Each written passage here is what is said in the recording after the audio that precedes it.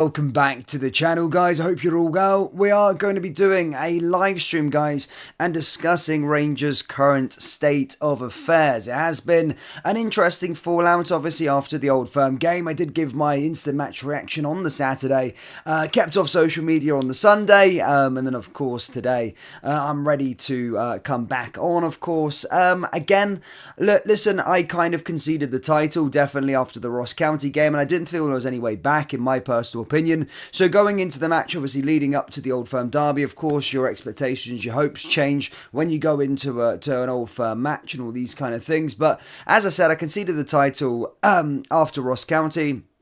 And I just couldn't see this team put in a performance and get a win against Celtic at Celtic Park to win the title. So it didn't really come as any surprise for me. So whilst I was slightly pissed off in the match reaction, I not quickly got over it. I was teething over a little bit. But, you know, the Sunday wasn't as bad as I thought it was going to be, just considering, as I said, I kind of seen the title was kind of done. But look, now it's all about looking forward, as stated. Rangers aren't going to be winning another title this year. We've obviously got the Scottish Cup final that's coming up, and due to the current amounts of injuries, which we're going to get to in a minute, that probably seems unlikely. I'm going to talk about the next couple of games, what they kind of mean in this sort of live stream. Going to talk about the sort of toxic atmosphere at this moment in time around sort of Rangers supporters playing, and of course a protest ahead tomorrow. We're going to be talking about this blimmin' shirt, or the third shirt rumours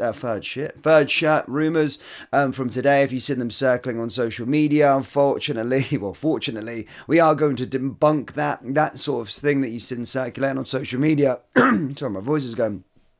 That thing you've seen, that monstrosity, if you've seen that photo circulating on social media this morning, I'm actually glad to say that actually isn't the Rangers' third jersey. I think Inside Rangers sources came out and said that actually that isn't going to be the jersey. But oh my goodness me, if you've seen the picture of that thing, that would have just topped off a horrific end to the season for Rangers. That third kit was absolutely howling. But for those of you just tuning in, that isn't going to be Rangers' jersey next season. It's not something there. Inside Rangers sources have said that it's fake, and it's not going to be the third kit going forward. But of course, look, Rangers back in action tomorrow. As stated, the title is over, so a lot of fans looking at it as a bit of a dead rubber. But it's a situation where fans can maybe vote with their feet tomorrow. And I've been very vocal coming out of the Old Firm game over the last sort of 6 or 7 games, and came out that Rangers fans do need to have their voices heard going into the summer now, because we do need to rip this team up. I know it's a saying that we've been saying every single season, but it's seriously now time to get a lot of these players out of the door and start bringing in the new regime, bringing in a new guard in, and here's hoping that we can, as a state, as a fan base, now here have our voices heard, and as I say, get the same players that have put 3-4 managers under the bus, the same losers that have seen countless titles go to the other side of the city. It's time for them to finally go, and the Rangers fan base need now to have their voices heard going into the final few games of the season, and make sure that the board have to be held responsible for the recruitment, and that these players have to be chucked out of the door. So yeah, there's apparently a protest at Ibrox tomorrow. Again, could be rumours, but 55th minute, apparently a walkout again, depending on, I'm not too sure 100% if that's definitely going ahead. But yeah, fans as apparently on socials planning a walkout on the 55th minute in protest of the current regime that's currently going on at this moment in time at Rangers. And again, look, going forward, we just need to have a fresh impetus. I've been saying it for 6 or 7 weeks, and for those of you that were kind of in favour of sort of John Lundstrom, these kind of players staying at the club going into next season, I hope that's kind of showed you now, the Old Firm game, that we can no longer rely on these players, and we need to kind of rip it up, get the serial losers out of the door, and start building fresh with a new sort of business model already in the build up to the summer transfer window. I like the kind of players that we are linked to, and we're going for a more younger approach. And as I was saying to some friends in the bar, as a Rangers supporter, I genuinely don't really, obviously I care for for players that want to play for the jersey, but I don't want out of contract players that, you know, they're 27, 28 years old, they've been playing in the championship for years and just coming for a big bag and a payday and not really that ambitious coming towards the end of their career. What I want and what I'd rather want is 20-year-olds, 21, 22, 23-year-olds that are really hungry, that actually, if you ask them the question, do you want to be at Rangers for the rest of their career, they would say no. To be honest with you, we're using it as a stepping stone, and I want to play for the top clubs in the world in terms of the top leagues, if you like. As I said, there's not many clubs bigger than Rangers, but I don't mind players coming in through the door, having ambitions to go, right, you know what, I'm going to play for Rangers for 2 years, and then I want to go and play for Arsenal, I want to go and play for, you know, City, I want to go play for AC Milan, I want to go play for Atletico Madrid, I want to go play at the highest level in terms of the actual quality of a league. They come there, give 2 years, they give their absolute all, win trophies in the process, we're then happy, we also get a shit ton of money, and then it just constantly just, it's like a conveyor belt, we just keep on doing it, rather than getting these 28, 29-year-old journeymen from the championship that are coming for one last payday, get a year in, they start to say that they love the club, and then 2-3 years down the line, they just start losing their legs, they're starting crap, and we've got no resale value on them. So a lot of our players, in terms of assets, I was looking at our team, we haven't really got much, to be perfectly honest. I'm not going to lie in terms of how many assets have we actually got, sellable assets that could command a huge fee going into the summer or going forward. Probably Jack Butland would probably be one of our own players that would do that, but definitely going next season. Jack Butland for me is the only player really that's got a space going into the starting 11, and I would even go as far to say that the captain's position's up for grabs. Tavernier's position's up for grabs. I want Goldson gone. I want Balogun gone. There's conversations that pick Balogun to stay for another year. Just rip the centre backs up. Get everyone out of the club who's old. Get them younger players in, and we just got to have a real proper rebuild going into the summer, and look at this more of a process. And I seen recently that I think the Rangers board for a while have always kind of been looking at the trophy toll and kind of scared of Celtic breaking records, like it was for 10 in a row. They could obviously overtake. I think they can overtake equal our trophy count. Of course, next year they can equal our league title count. I think we should stop having that short-term vision and just go for a long-term vision that's going to last for very, very long time. Stop trying to get short-term fixes in through the door. Literally, just as I said, create our own methodology. It could take 2-3 years, but just build something. Build a conveyor belt with young players hungry that want to play at the highest level in the game. They come for 2-3 years as a process, and then they get flipped. And then, as stated, then you can create a sustained success and a dynasty going forward. And that's something that I just think this board needs to look at going into this summer. And as I said, you guys as fans play a huge part because we're watching these games week in and week out. We're also trying to hold the board accountable for what they're doing. And as stated, sometimes I'm looking at our manager, and that's why I've asked the question there in the poll. Is Philippe Clement the right man going forward? And thankfully, 82% of you have said yes, which I certainly agree. I'm not for the manager being out, but certainly I don't think we should sack Philippe Clement. I think he's been fantastic. He's obviously inherited a shit show from Michael Beale anyway, but sometimes I just think some of the stuff he says are a bit suspect, and I know the difference of maybe not trying to put your players under the bus, of course, going into big games and basically saying they're shit, but I don't think I can agree with the manager where he's saying comments today in the press conference where it's like, oh, on a good day, what's the quality difference between Rangers and Celtic at this moment in time? He said, when all our players are fit, there's not really much difference in the quality. And whilst I can agree, it kind of suggests that he's kind of still happy with the players. Like up until 2-3 weeks ago, there was a contract on the table for John Lundstrom, and he wanted him to stay. Guys, we were going to be in 3 more years of John Lundstrom, unless if it wasn't for Trabzonspor to be offering him a big bag to go out to Turkey. We would have been there was a contract offer on the table, and we would have been having another 3 years of John Lundstrom after the disgraceful performances he's been putting over the last 6 or 7 weeks. I'm just worried by the fact I'm just worried by the fact in terms of Philippe Clement that he's going to genuinely want to try and keep these players. Like, as I said, he genuinely wanted John Lundstrom. And supporters, and before that, 50% of supporters were with me saying, no, we couldn't have him because he was mince. I thought he was good at the start of the year.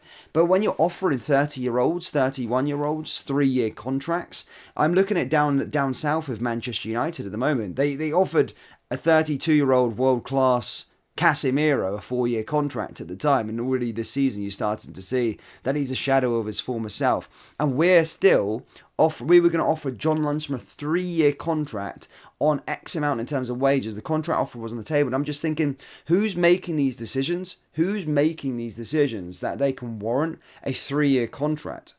Who's making those decisions from a business standpoint at this football club? Why are we giving players who are 30-year-old that have kind of underperformed 3-year contracts on huge wages?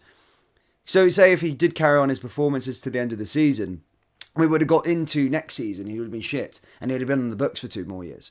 And I know there's some outliers, guys. People are going to say, look, players are good. Players, they can stay and play for ages. I do get that. And yes, I can look at Davy Weir. There's been players that have played right into the late 30s, and I'm not judging in terms of that. But can you truly ask yourself and answer the question, take away the last 6 or 7 games, but genuinely, can you look over the last 3 years on a consistent basis that John Lundstram has been very, very consistent, and he deserves a contract over the basis of consistency just over his 3-year stay at Rangers so far? I think the answer is definitely no. And yes, I will stand here and admit he had a great Europa League campaign in 2022. He had a good start when Philippe Clement came in, but I think he's been starting to shit the bed since March. So that's just John Lundstram. By the way, John Lundstram was the fault in the Old Firm game, but he's not the fault for us completely collapsing. So I'm not just going to sit there, gang up and bully him. There's a lot of players that need to go in terms of the old guard. There's genuinely loads.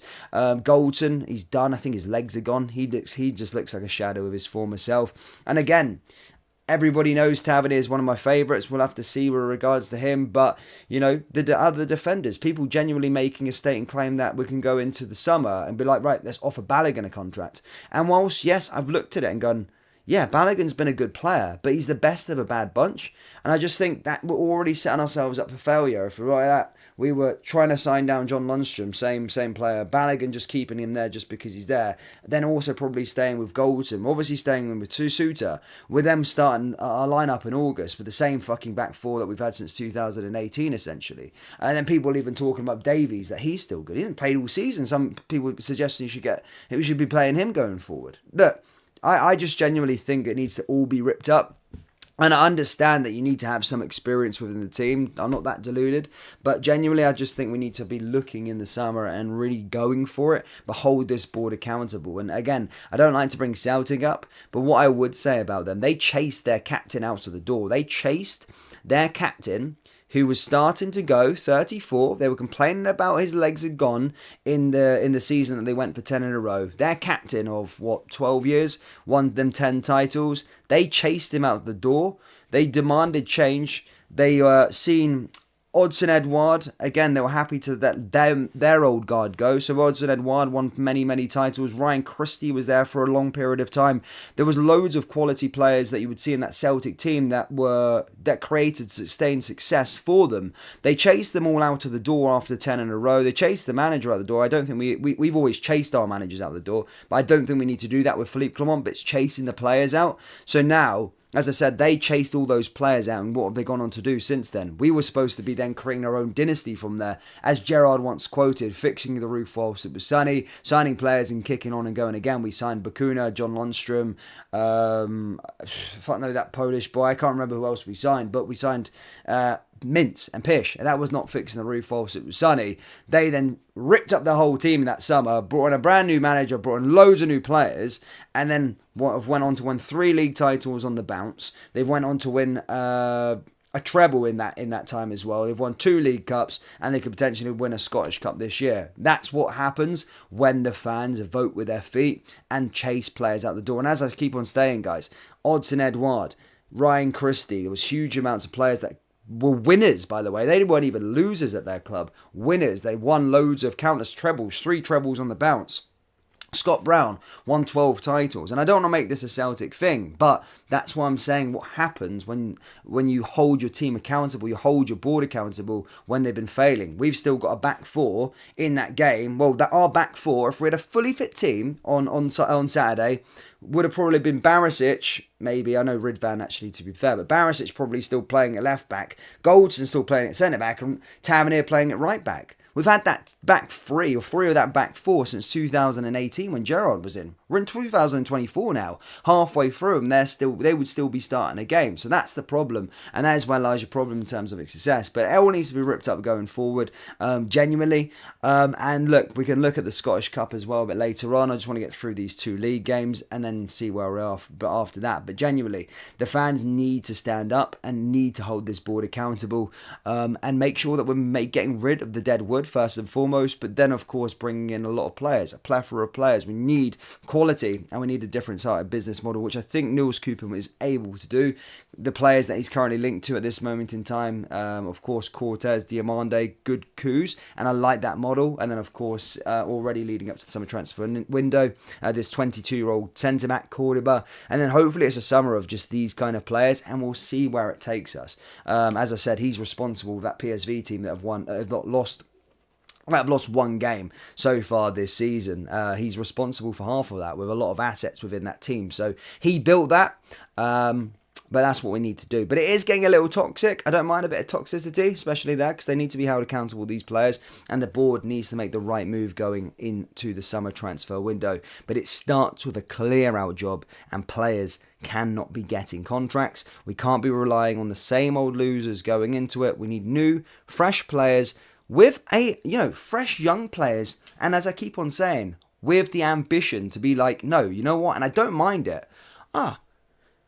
You got to take the fact away we're Rangers fans. You got to think, is the average young South American boy, does he really care that much about Rangers in terms of coming into the club?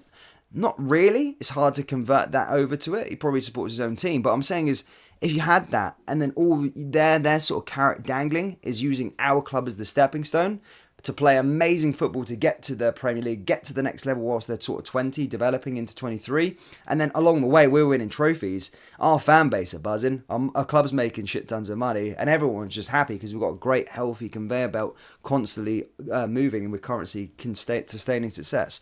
But yeah, that's all I've really got for you guys today in terms of this. Dundee tomorrow, again at Ibrox, the last home game of the season. Then of course we're going on to the last away game, and then at Hearts at Tynecastle.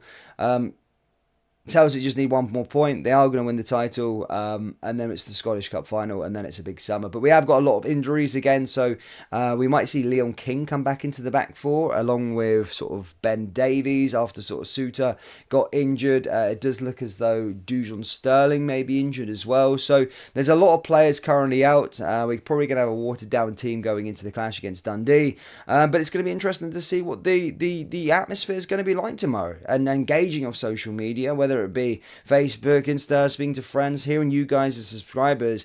I don't think it's going to be a tasty atmosphere going into the game at Ibrox tomorrow, but we'll see, and we'll find out. But guys, let me know your thoughts on the manager first and foremost. I can see 79% of you guys want to keep him and you do think he's the right man going into next season, which I'm happy to see.